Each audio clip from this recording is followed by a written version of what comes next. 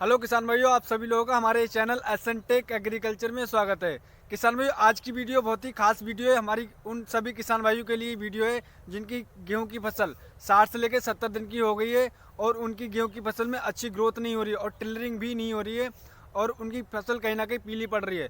तो किसान भाइयों, इस वीडियो में आपको पूरी जानकारी मिलेगी कि अगर आपकी गेहूं की फसल 60 से 70 दिन की हो गई है तो आपको कौन कौन से कृषि कार्य करना चाहिए जिससे आप अच्छा और एक रिकॉर्ड पैदावार ले सकते हैं। तो किसान भाई, इस वीडियो में आपको मैं पूरी जानकारी दूंगा कौन सी खाद का आपको प्रयोग करना है और किन किन चीज़ों का आपको ध्यान रखना है।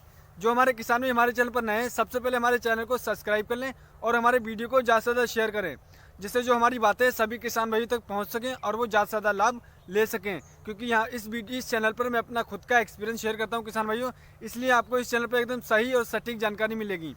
किसान भाई, अगर आपका कोई सवाल रहता है, कोई भी डाउट रहता है तो आप हमें कमेंट करके पूछ सकते हैं, या आप हमारे ट्विटर पेज पे पूछ सकते हैं, आप हमारे इंस्टाग्राम पेज पे पूछ सकते हैं, आप हमारे फेसबुक पेज पर पूछ सकते हैं।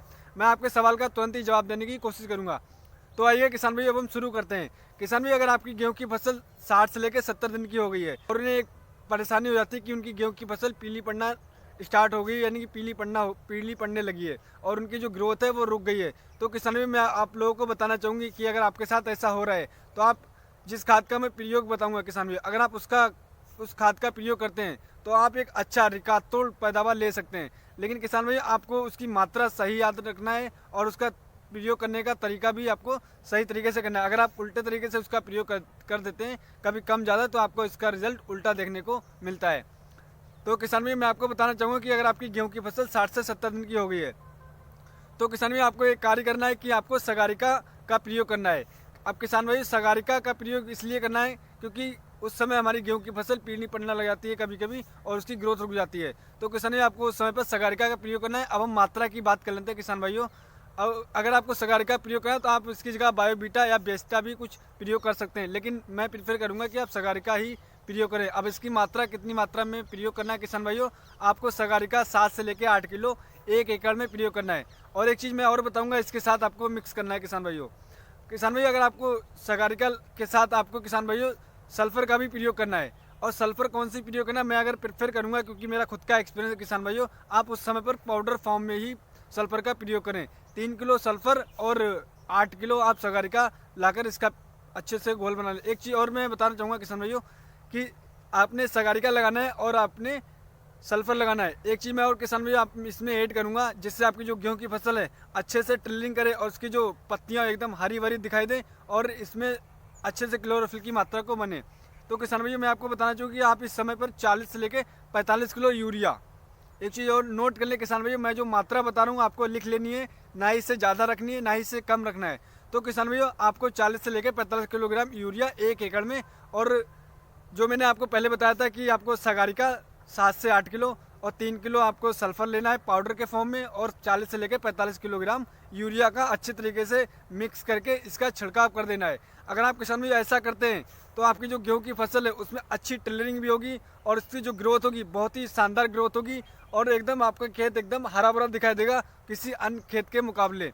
अगर आप ऐसा करें किसान भाई, आपकी जो गेहूं की जो बाली आएगी एकदम चमकदार आएगी। लेकिन किसान भाई, एक चीज़ का आपको बेहद ध्यान रखना है, उसे आप एकदम डायरी में नोट कर लें पेन से। मैं आपको बताना चाहूँ कि अगर आप इस चीज़ों का प्रयोग करते हैं, इन खादों का आप प्रयोग करते हैं, किस समय पर करना है।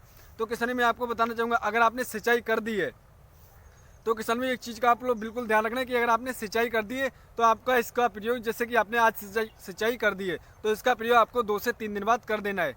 अब किसान भाई, मैं बताना चाहूँगा कि अगर आपने सिंचाई नहीं करी है और इसका प्रयोग कब करना है, सिंचाई कब करना है, तो किसान भाई मैं आपको बताना चाहूँगा कि आप इन तीनों खादों का छिड़काव कर दीजिएगा और उसके 2 से 3 दिन के बाद, नहीं 2 से 3 दिन के बाद आप इसमें पानी लगा सकते हैं। मान लीजिए अगर आपने आज इसमें खाद का प्रयोग करा है तो अगले दिन या इससे अगले दिन ही आप इसके सिंचाई कर सकते हैं। अगर आप इससे ज़्यादा टाइम लगाते हैं तो आपके जो गेहूं की फसल है वो बिगड़ जाएगी और आपको अच्छा रिजल्ट नहीं मिलेगा।